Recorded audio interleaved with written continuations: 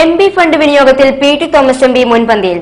2011-12 സാമ്പത്തിക വർഷത്തെ ഫണ്ട് വിനിയോഗത്തെക്കുറിച്ച് സംസ്ഥാന ആസൂത്രണ ധനകാര്യ വകുപ്പ് പുറത്തിറക്കിയ അവലോകന റിപ്പോർട്ടിലാണ് എംപി ഫണ്ട് വിനിയോഗം സംബന്ധിച്ചുള്ള കണക്കുകളുള്ളത്. എംപിമാരുടെ പ്രാദേശിക വികസന ഫണ്ട് വിനിയോഗത്തിൽ സംസ്ഥാനത്തെ എംപിമാരിൽ പി.ടി. തോമസും വയലാർ രവിയും മുൻപന്തിയിൽ. കെ.എൻ. ബാലഗോപാലും ഇ.ടി. മുഹമ്മദ് ബഷീറുമാണ് ഫണ്ട് വിനിയോഗത്തിൽ ഏറ്റവും പിന്നിലുള്ളത്.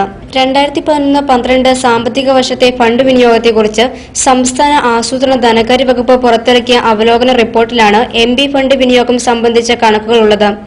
കഴിഞ്ഞ സാമ്പത്തിക വർഷം ചെലവഴിക്കാതെ പോയ ഫണ്ട് കൂട്ടിച്ചേർത്താണ് കണക്ക് തയ്യാറാക്കിയിരിക്കുന്നത്.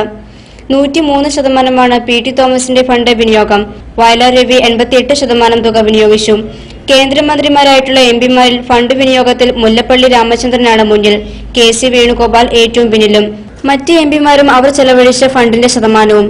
Jose K Mani 94%, MB. Rajesh 92%, Mullappally Ramachandran 90%, K. Sudhakaran 89%, P. Karunakaran 81%, KP. Dhanapalan 79%, doctor Shashi Tharoor 79%, Anto Antony 72%, KV. Thomas 71, M. K. Raghavan 68, M. I. Shanavas 66, N. Peethambarakurup 58, Kodikunnil Suresh 58, E. Ahamed 57, P. K. Biju 55, KC. Venugopal 45, P. C. Chacko 41, doctor Charles Dias nominated 40, A. Sampath 38, ഇ.ടി. Muhammad Basheer 37.